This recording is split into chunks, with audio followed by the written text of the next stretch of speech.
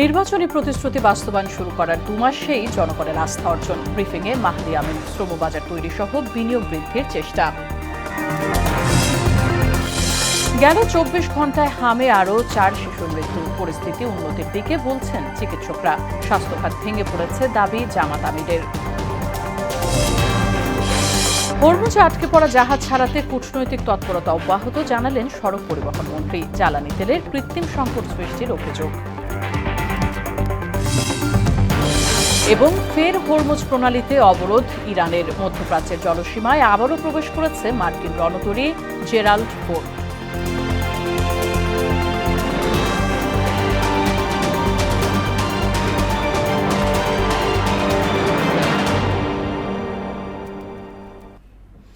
আসসালামু আলাইকুম, স্বাগত মোহনা সংবাদে। শুনছিলেন শিরোনাম, পুরো সংবাদের সঙ্গে আছে রাশিদা সুলতানা রিঙ্কু। তারেক রহমানের সরকার স্বল্প সময়ের মধ্যে নির্বাচনী প্রতিশ্রুতি বাস্তবায়নের কাজ শুরু করেছে বলে জানিয়েছেন প্রধানমন্ত্রীর কার্যালয়ের মুখপাত্র ডক্টর মাহদি আমিন। বিকেলে রাজধানীর তেজগাঁয়ে প্রধানমন্ত্রীর কার্যালয় সরকারের 2 মাস পূর্তিতে আয়োজিত সংবাদ সম্মেলনে তিনি কথা বলেন। এ সময় সরকারের 60টি পদক্ষেপ তুলে ধরেন তিনি। ফ্যামিলি কার্ড, কৃষক কার্ড, প্রবাসী কার্ড ও দ্রব্যমূল্য নিয়ন্ত্রণ সহ নানা পদক্ষেপের কথা তুলে ধরেন। মালয়েশিয়া সহ বিভিন্ন দেশে নতুন শ্রমবাজার তৈরি সহ দেশে বিনিয়োগ বৃদ্ধির চেষ্টা চলছে বলে জানান মাহদি আমিন। দায়িত্ব গ্রহণের মাত্র 2 মাসের মধ্যেই সরকারের প্রতিশ্রুতি বাস্তবায়নের যে দৃশ্যমান অগ্রগতি রয়েছে তা দেশে বিদেশে ব্যাপকভাবে প্রশংসিত হচ্ছে। সামনের দিনগুলোতেও ইতিবাচক এই ধারাবাহিকতা অব্যাহত থাকবে। স্বাস্থ্য সেবায় বৈষম্য দূর করতে সরকার কাজ করছে বলে জানিয়েছেন প্রধানমন্ত্রী তারেক রহমান। রাজধানীর ওসমানী স্মৃতি মিলনায়তনে উপজেলা স্বাস্থ্য কর্মকর্তাদের সম্মেলনে এই কথা বলেন তিনি। হামিদ টিকা না দিয়ে বিগত দুই সরকার ক্ষমাহীন অপরাধ করেছে বলে উল্লেখ করেন সরকার প্রধান। আরও জানাচ্ছেন নাসির উদ্দিন। স্বাস্থ্যসেবাকে জনগণের দোরগোড়ায় পৌঁছে দিতে উপজেলা স্বাস্থ্য ও পরিবার পরিকল্পনা কর্মকর্তাদের কার্যক্রমকে আরও যুগোপযোগী করা, সার্বিক কার্যক্রম সম্পর্কে জানানো এবং সরকারের নির্দেশনা চিকিৎসকদের কাছে পৌঁছে দিতেই আয়োজন করা হয় ইউএসএফপিও সম্মেলন। উপজেলা স্বাস্থ্য এতে প্রধান অতিথি হিসেবে যোগ দেন প্রধানমন্ত্রী তারেক রহমান। বক্তব্যে তিনি বলেন, চিকিৎসকরাই মানুষের বিপদের বন্ধু। ফলে একজন ডাক্তারের জন্য পেশাগত উৎকর্ষতার পাশাপাশি মানবিক মানুষ হয়ে ওঠা জরুরি। একজন চিকিৎসকের উপদেশ, আন্তরিক ব্যবহার একজন রোগীর কাছে অনেক সময়, অধিকাংশ সময় বলা যায় প্রায় সব সময় কিন্তু ঔষধের মতন কাজ করে। ফলে একজন চিকিৎসকের জন্য পেশাগত উৎকর্ষতার পাশাপাশি একজন মানবিক মানুষ হিসাবেও গড়ে ওঠাটা অত্যন্ত প্রয়োজন। বর্তমানে বিশেষজ্ঞ হাসপাতাল কিংবা উন্নত ল্যাব সবকিছুই রাজধানী কেন্দ্রিক। এই ধারণা থেকে বের হয়ে জেলা উপজেলার হাসপাতালকে সরকার আধুনিক করতে চায় বলে জানান প্রধানমন্ত্রী। বর্তমানে বিশেষজ্ঞ চিকিৎসক, বিশেষায়িত হাসপাতাল অথবা উন্নত ল্যাব প্রায় সবকিছুই শহর কেন্দ্রিক। এরকম বাস্তবতা থেকে বেরিয়ে এসে যদি আমরা জেলা উপজেলা ভিত্তিক হাসপাতাল কিংবা ক্লিনিকগুলোর মাধ্যমে উন্নত চিকিৎসা সেবা নিশ্চিত করতে পারি বা চাই, শহর এবং গ্রাম অঞ্চলে স্বাস্থ্যসেবা প্রাপ্তির ক্ষেত্রে বৈষম্য দূর করা বর্তমান সরকারের অন্যতম একটি প্রায়োরিটি। হামের সংক্রমণ ছড়িয়ে পড়ায় বিগত 2 সরকারের বিরুদ্ধে ব্যর্থতার অভিযোগ তুলেন তিনি। বলেন, সঠিক সময়ে এই টিকা না দেয়া ক্ষমাহীন অপরাধ। বর্তমান সরকার জরুরি ভিত্তিতে হামের টিকা দিয়ে পরিস্থিতি সামাল দিয়েছে। সারা দেশে শিশুদেরকে হামের টিকা না দেওয়ার ফলে বিগত ইমিডিয়েট 2টি সরকারের জীবন বিনাশী ব্যর্থতা মনে হয় ক্ষমাহীন অপরাধ।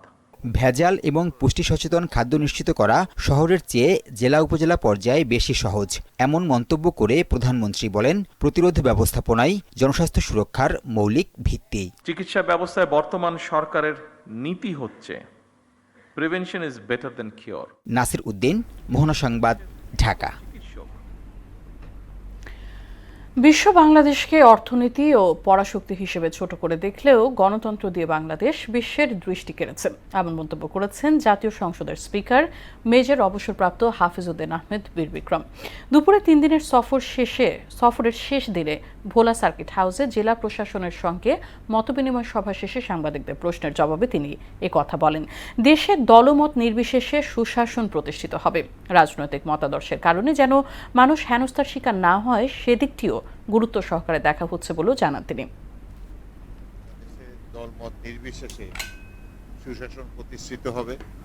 রাজনৈতিক মতাদর্শের কারণে কোনো মানুষ যেন কোনো ধরনের হেনস্থার শিকার না হয় সেটাও আমরা দেখতে চাই। আমরা আইনের শাসন ভালোভাবে প্রতিষ্ঠিত হোক বাংলাদেশের মাটিতে, এটাই আমরা সবাই আশা করি। গেল 24 ঘন্টায় হামে 4 জনের মৃত্যু হয়েছে এবং একই সময়ে আক্রান্ত 86 জন এবং সন্দেহজনক 942 জন আক্রান্ত হয়েছে। শনিবার স্বাস্থ্য অধিদপ্তরের পাঠানো এক সংবাদ বিজ্ঞপ্তিতে এই তথ্য জানানো হয়। এতে বলা হয়, গেল 24 ঘন্টায় সন্দেহজনক হামরোগের সংখ্যা 924 জন এবং গত 15 মার্চ থেকে 18 এপ্রিল পর্যন্ত সন্দেহজনক হামরোগের সংখ্যা 22,409 জন। দেশ জুড়ে হাম পরিস্থিতি উন্নতির দিকে, তবে শিশুদের নিরাপদ রাখতে পুষ্টিকর খাবার ও নিরাপদে রাখার পরামর্শ চিকিৎসকদের, কারণ হামের সাথে সিজনাল ফ্লু যুক্ত হয়েছে বলেই মনে করছেন তারা। এদিকে বাংলাদেশ শিশু হাসপাতাল পরিদর্শনে গিয়ে বিরোধী দলীয় নেতা শফিকুর রহমান বলেন, দেশের স্বাস্থ্য খাত একেবারে ভেঙে পড়েছে। আরও জানাচ্ছেন উষা ফেরদৌস।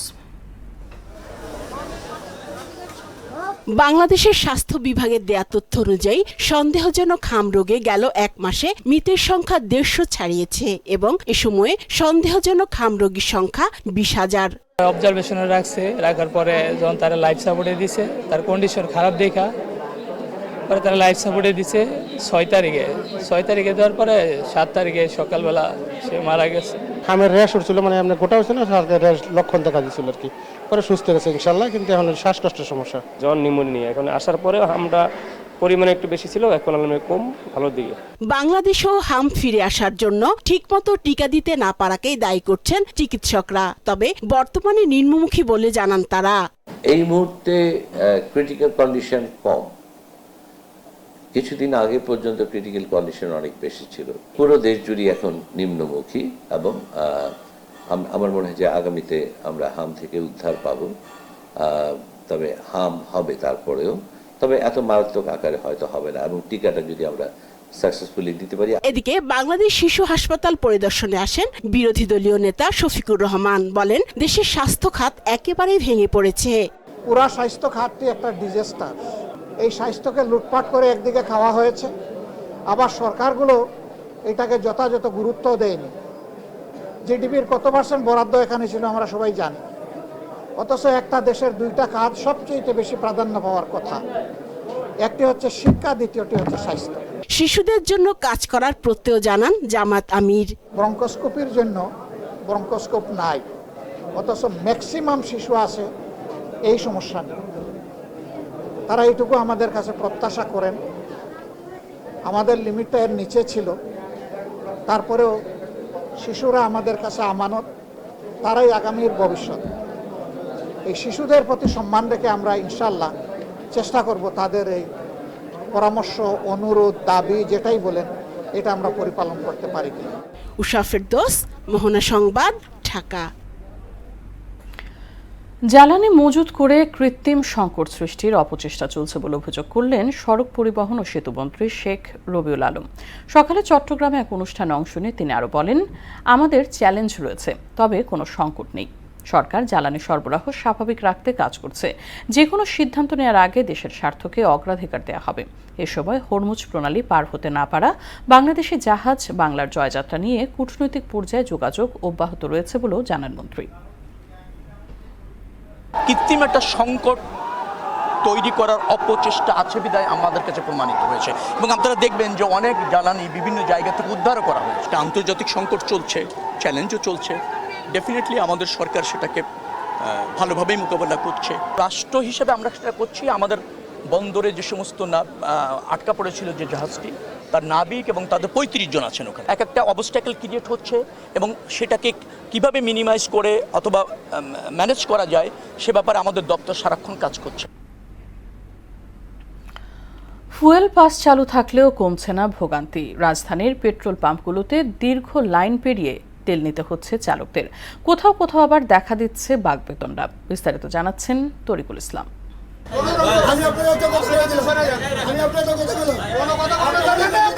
জ্বালানি সংকটের এই সময়ে পাম্পগুলোতে এমন দৃশ্য এখন প্রায় নিয়মিত।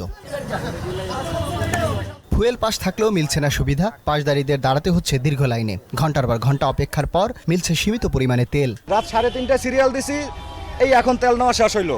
আর এভাবে আমরা যদি চলি আমাদের মনে হয় আমরা বাঁচবো না মনে হচ্ছে। কোনো আলাদা সিরিয়াল তো দিচ্ছে না, সব একই সিরিয়ালে ফুয়েল পাসেও দিচ্ছে, না ছাড়াও দিচ্ছে। সকালে আসছি, বুঝেন নাই, মানে মেয়েদের মন পাওয়ার থেকে তেল পাওয়া খুব কষ্ট। তবে অভিযোগ আছে নিয়ম মানা হচ্ছে না সব জায়গায়। প্রভাব খাটিয়ে সিরিয়াল ছাড়াই তেল নিচ্ছে অনেকে। ওনারা বুকে লোগো নিয়ে আইসা এখান দিয়ে ঢুকাই দিচ্ছে, তাদের বলে স্পেশাল লাইন। পাম্প কর্তৃপক্ষ বলছে সীমিত সরবরাহের মধ্যেই নিয়ম মেনে তেল দেওয়া হচ্ছে। সিরিয়াল একই, কিন্তু সেটা ফুয়েল পাসে আমরা 1000 টাকার তেল দিচ্ছি, আর যাদের ফুয়েল পাস নেই তাদেরকে 500 টাকার তেল দিচ্ছি।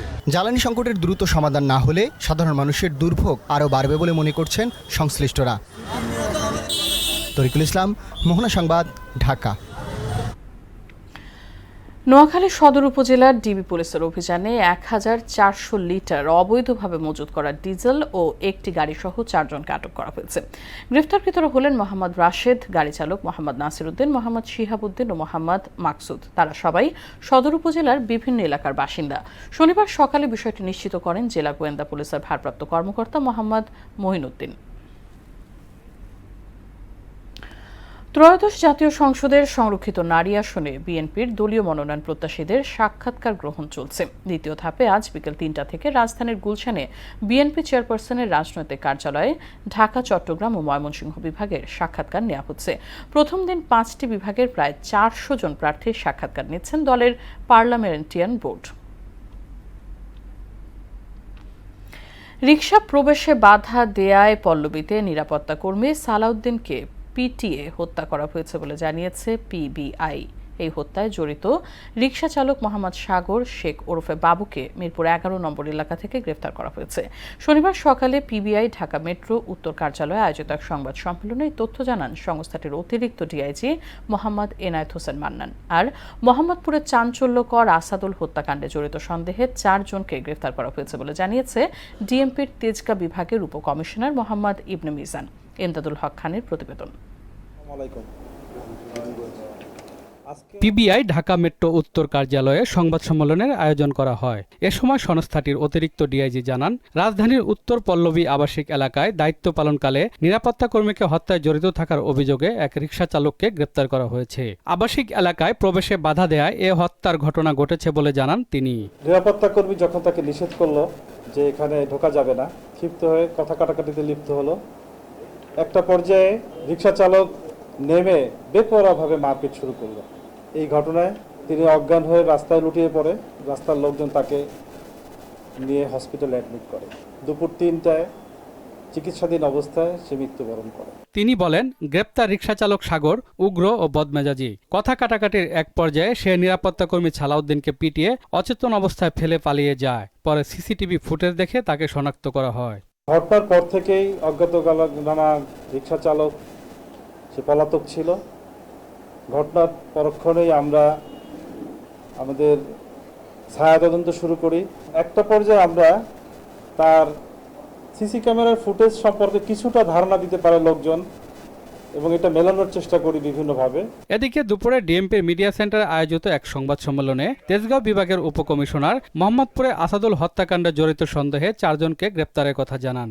ঘটনাটি ঘটার 24 ঘন্টার পূর্বেই আমরা এই ঘটনার সঙ্গে সংশ্লিষ্ট 4 জন অভিযুক্তকে আটক করতে সক্ষম হই। পূর্ব শত্রুতার জেরে এই হত্যাকাণ্ড বলে জানান তিনি।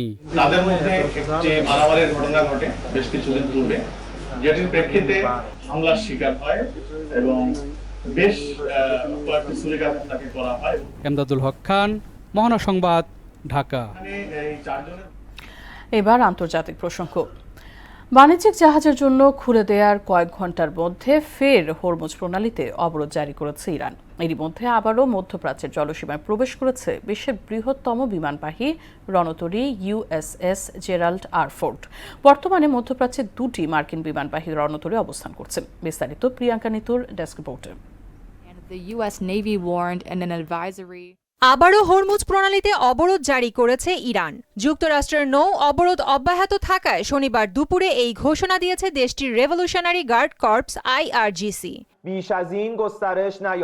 ইরানের এ ঘোষণায় বিশ্ববাজারে জ্বালানি সরবরাহ নিয়ে নতুন করে জটিলতা তৈরির আশঙ্কা দেখা দিয়েছে। ইরানের সামরিক বাহিনীর অপারেশনাল কমান্ড খাতাম আল আম্বিয়া এক বিবৃতিতে মার্কিন এ অবরোধকে জলদস্যুতা হিসেবে আখ্যায়িত করেছে। মধ্যপ্রাচ্যে চলমান উত্তেজনার প্রেক্ষাপটে সামরিক উপস্থিতি জোরদার করতে আবারও লোহিত সাগরে মোতায়েন করা হয়েছে বিশ্বের বৃহত্তম বিমানবাহী রণতরী USS জেরাল্ড আর ফোর্ড। পেন্টাগনের কর্মকর্তাদের বরাতে এ তথ্য জানিয়েছে বার্তা সংস্থা অ্যাসোসিয়েটেড প্রেস। পূর্ব ভূমধ্যসাগর থেকে যাত্রা করে রণতরীটি সুয়েজ খাল অতিক্রম করে লোহিত সাগরে প্রবেশ করেছে। এর সঙ্গে গান পাউডার ও মিসাইল সজ্জিত দুটি শক্তিশালী ডেস্ট্রয়ার USS মাহান এবং USS উইনস্টোন S চার্চিল রয়েছে। সামরিক বিশ্লেষকদের মতে ইরানকে ঘিরে চলমান উত্তেজনার মধ্যে লোহিত সাগর ও আশেপাশের জলসীমায় প্রভাব ধরে রাখতেই যুক্তরাষ্ট্র শক্তি প্রদর্শনের এই কৌশল নিয়েছে।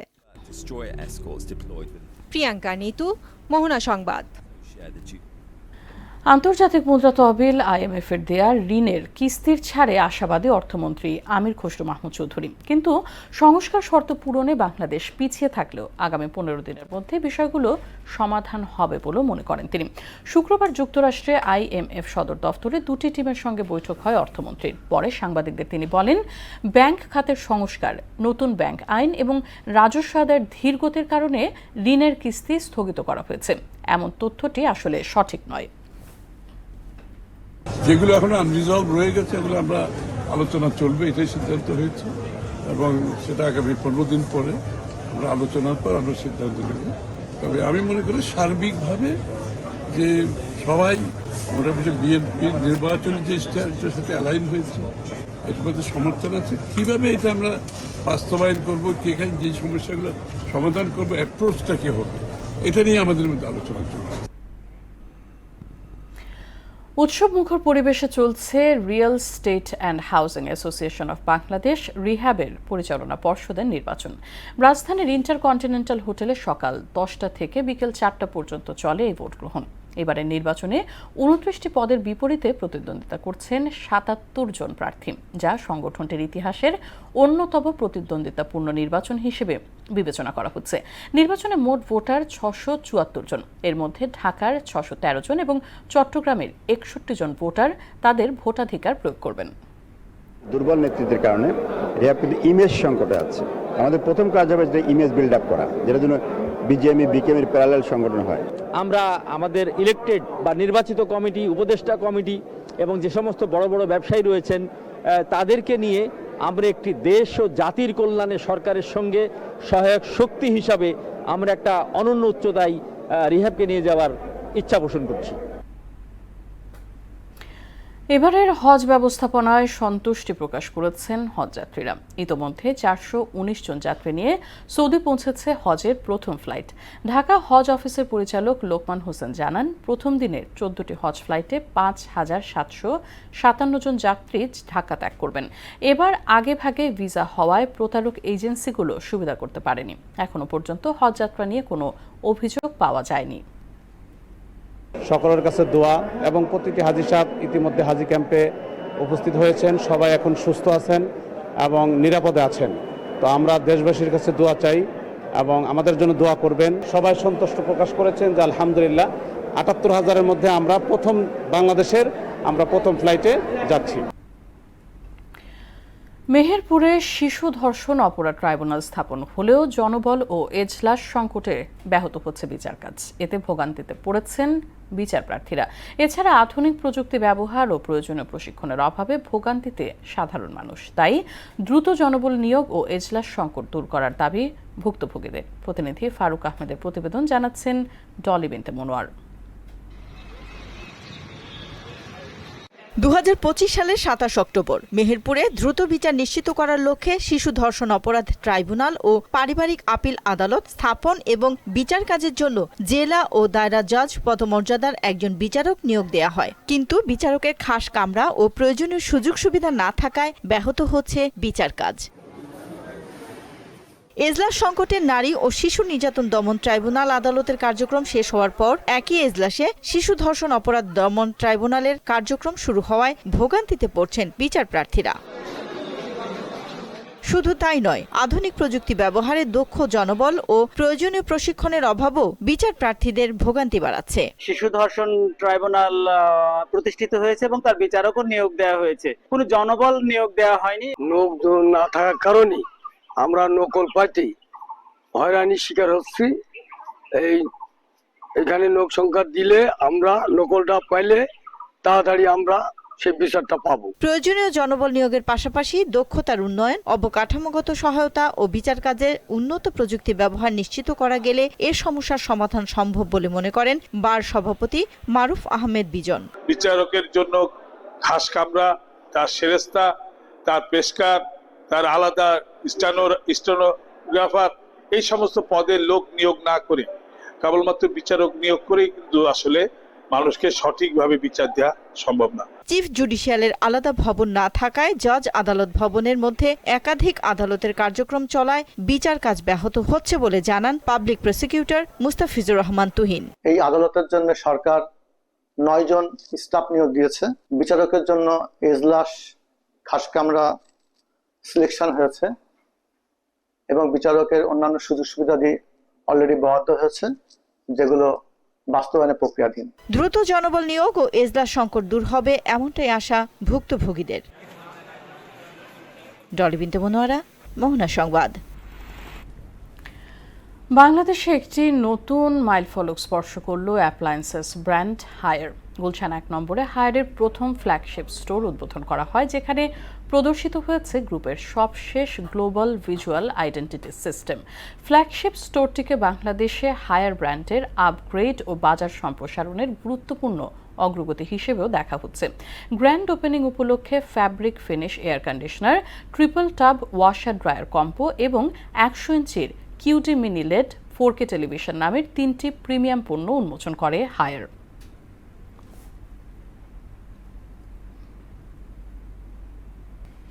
শেষ করব সংবাদ, তবে যাবার আগে শিরোনামগুলো আরও একবার।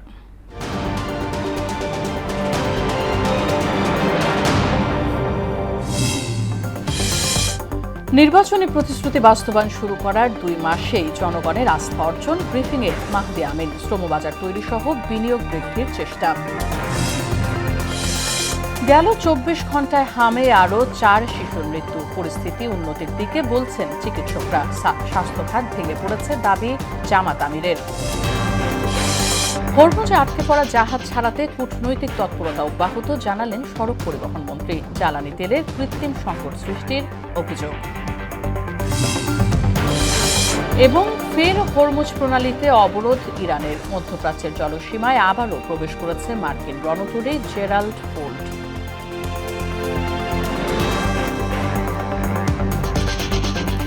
এই ছিল সংবাদে। পরবর্তী সংবাদ রাত 9টায়। এর আগে সন্ধ্যা 7টায় দেখবেন সংবাদ এক নজরে। মোহনার সবশেষ খবর জানতে ভিজিট করুন www.mohna.tv। সংবাদ দেখতে পারেন ফেসবুক ও ইউটিউবে। সঙ্গে থাকার জন্য ধন্যবাদ সবাইকে।